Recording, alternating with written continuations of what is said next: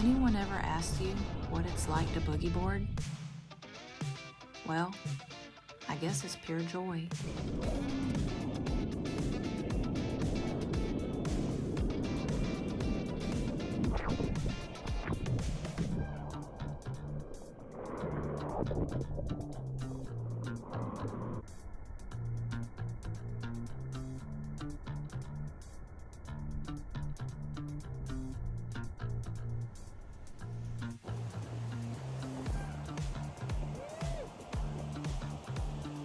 I'm hoping to be able to show in this video just how fun and how beginner friendly boogie boarding or bodyboarding, as some people call it, can be. And this footage is going to be in small to medium sized surf. We did have one day of pretty large waves due to high tide and wind conditions. But for those that want to learn to boogie board, or maybe never plan to boogie board, but you want to just come along for the ride, this will be great point of view footage of what it's like being out there in the waves. And it's also going to just show some great footage that we were able to get with our GoPro and our new GoPro bite mount and floaty, which you will see me using in a lot of the videos. So stick around and I will break down what we're doing out there.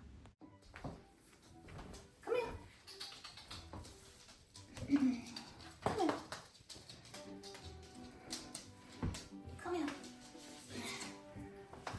Hey guys, in today's video, I'm going to show y'all how to teach your dachshund to boogie board. Just like Rascal here. Right? Right, buddy? Just kidding. He hates the water. Oh, he's a good dog though. Actually, I'm going to talk to y'all about my boogie boards.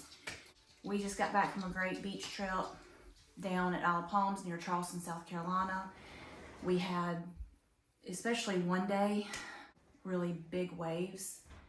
I don't know if the wind conditions were just right or what it was, but probably some of the bigger waves I've ever boogie boarded. If they'd been any bigger, I'm not really sure if I would have been out there. So I just wanted to spend a real quick minute talking about my boogie board and why I like it. So start off, I just want to say I did the same thing everyone does when they go to the beach, which is buy the really cheap foam fabric covered boogie board that's for sale everywhere. And this is what my parents would have bought me when I was a kid and how I started boogie boarding. I'd recommend trying to avoid those. They break and fall apart real quickly. They're fairly detrimental to the environment. The foam can go everywhere. They're just going to end up in a trash can or a landfill somewhere. So this is kind of what I'm talking about. Just the real cheap, small, super lightweight, fabric covered boogie board. I understand if you have somebody that wants to let you borrow one just so you can get your little kid out on the water. I understand that, but try not to buy these, because while we were down there, one of these had literally cracked. You could tell it was completely cracked on the inside and was bent, and someone had just left it in the sand dunes. So try to avoid those if you can, because just for a little bit more money, you can get a much nicer hard foam boogie board that's going to last a much longer time and serve its purpose well and not end up in a landfill. And this is not, I'm not talking about professional level boogie board. I'll get to that next year. My husband doesn't know it, but anyway, this is just BlooTide. I think it's made by Waveform, which is a huge company that makes a bunch of, water sports related products. I think you can find this in Walmart or Amazon. And we got this a few years ago. I want to say like $30, $40. And it's just such a nice upgrade. It's super hard interior core foam, much nicer lanyard. And then it's got this super, super smooth, slick hull, if you will, bottom side. And it just makes it so much faster and easier to use when you catch a wave. So this has been kind of my go-to, and like I said, this one's called BlooTide, and you can find these probably everywhere. So I would much rather use something like this, and beginner friendly, intermediate. This is going to be a great a great boogie board. So that's my BlooTide BoogieBoard bodyboard for those of you taking it to another level. But that's what I really had the most fun on. And size-wise, they say it should fit right under your chin to about your knee, upper knee area. I think these are probably all standard size, but this one actually is the right size for me, and I'm 5'7". So that is my BlooTide BoogieBoard and my quick little spiel on super cheap versus slightly nicer. And you know, it's so fun. You just get out there, you catch the wave, you ride it in, you do what they call belly boarding. It's just so fun and beginner friendly. And I'm sure that I just started doing it as a kid, like everybody did in the 90s. And I've done it my whole life, and I still love doing it. So get you a good board, get out there, have fun, catch some waves. I'm never gonna be a surfer. I would love to be, but this, I can always do, and I hope I do until I can't do it anymore. So hope you enjoy the footage of us boogie boarding down at the coast of South Carolina, and get out there and have fun. Thanks for watching.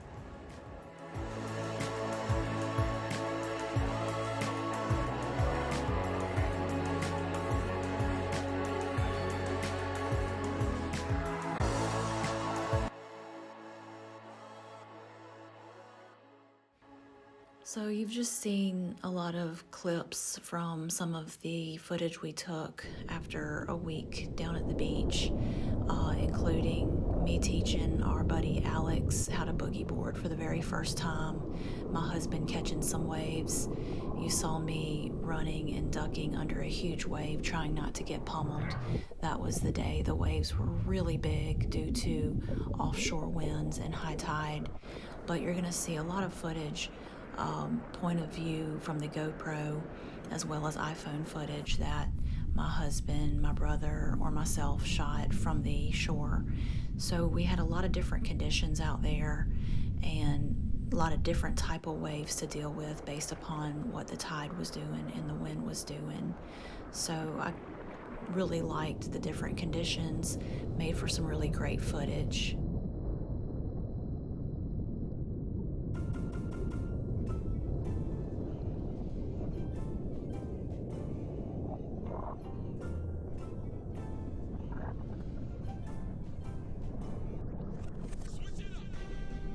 Here's a couple great shots showing what I would consider sort of perfect timing of catching the wave on your boogie board right as the wave breaks. You have to try to position yourself out in the waves where they are breaking so that you can essentially jump right in front of the wave as it's breaking and try to ride it in right in front of the white water. Here I help Alex catch a wave. I gave him a little bit of a push and you can see he rides it all the way in. Jerry catches this wave pretty much perfect, and you can see that as it crashes down, it's pushing him in front of the surf and whitewater and brings him all the way in. So this just shows sort of the perfect way of catching a wave if you can time it correctly. And this one I'm kind of late. I was probably too far in front of the wave, so I ended up just sort of getting swallowed in the whitewater. But it still was a fun ride nonetheless. But this just shows what is the ideal timing. They're breaking real weird, you know?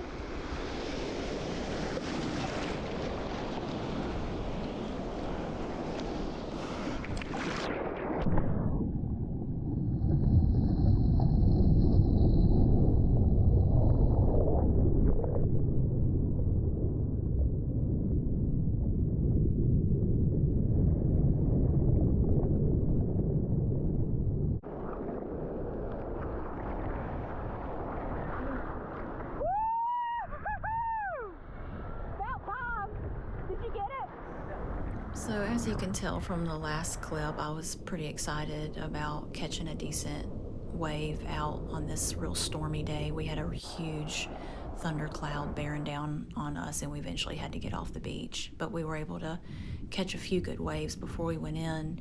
But because there was a sandbar not too far out, the waves were not really breaking where we thought they should be breaking. And depending on how much the tide had come in or gone out, it seemed like the wave conditions could change in the course of 5 minutes just upon the tide schedule. So I was getting frustrated and I felt like I kept picking really little waves that piddled out. So you can tell I got pretty happy when I caught a decent one out here on this day.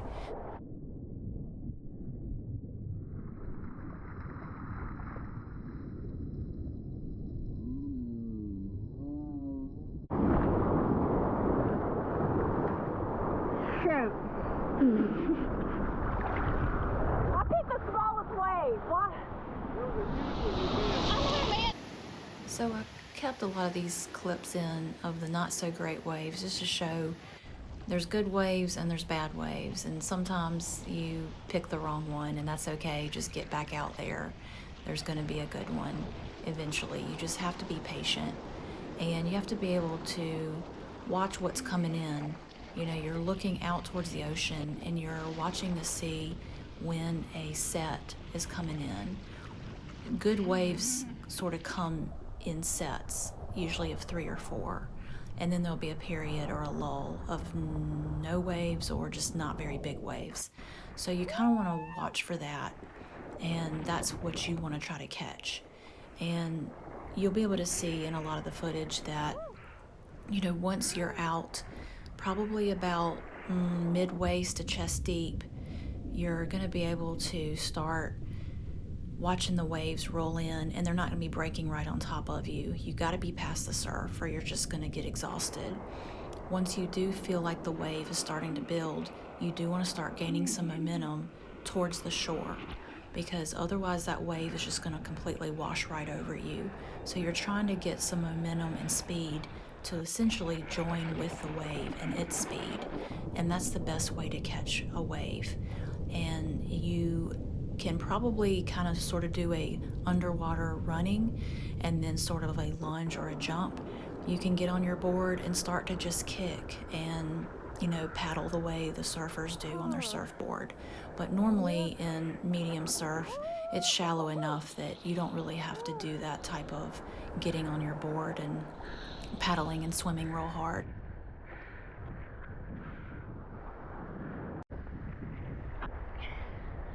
These waves are big. This afternoon, it's high tide.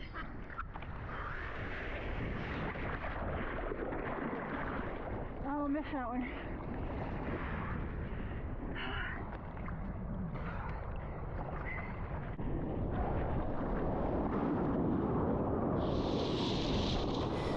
When you're in deep water, when you're dealing with big waves, like the professional guys, you're going to have swim fins on to increase your speed and ability to swim really fast. So that's not something that, we're using in this video.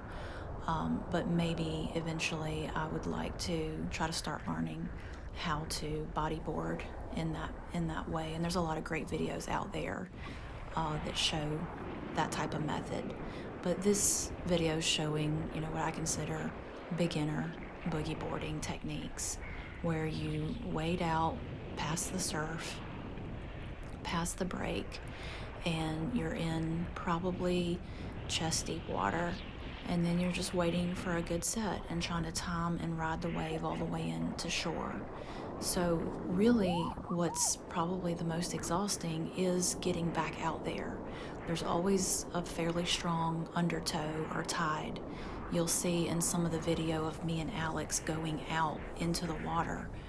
We are going out way up to the left, but then by the end of the video, we're disappearing out of the frame to the right. And that's because the tide was so strong going down shore. Going. Quick. All right, let's get one more shot. We'll get a good one. All right, it's kind of deep out here. All right, you get ready. You're gonna be like that. You're gonna start running in that direction, like you're running, okay? And then you're gonna lunge out in front of the wave, okay? Okay, I think we got a good one coming. This one looks pretty good. Nah. Let's wait. Go.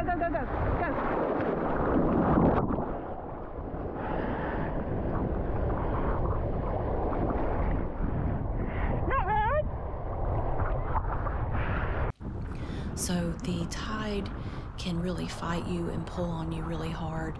It will end up making you drift down the beach. So if there is a strong tide, try to be aware of that, and, you know, watch where your chairs or your friends are sitting, your family is sitting. You don't want to drift too far down. Sometimes I would just get out, walk back up the beach, go past where our chairs and umbrellas were, get back in the water, because I know that eventually the tide's going to drift me back down the more I swim and boogie board out there. So getting out past the breakers is probably the hardest part and the most exhausting. So you will be fighting those waves, but once you catch a good wave, it's totally worth it.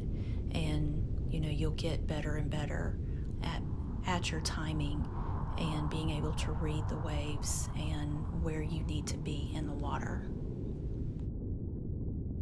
Last thing I want to mention, because I should have mentioned it earlier in the video, always have your lanyard attached to your wrist or your upper arm just above the elbow as a safety feature and to keep the boogie board from washing away from you. And then when you do catch a wave, you're basically going to use your upper body and your arms to pull yourself onto the board so that your lower belly and abdomen, your pelvis and your hips are completely on top of the board. Your dominant hand should be in the far corner of the front edge of the board, and then that dominant hand, you're going to lean on your forearm and elbow on one side, and then the other hand just grabs the outside edge. If you lean one way or the other on the board, you will be able to turn a little bit, and you have a little bit of steering ability that way. Okay, that's how you ride it, people. That's what I'm talking about. Come on.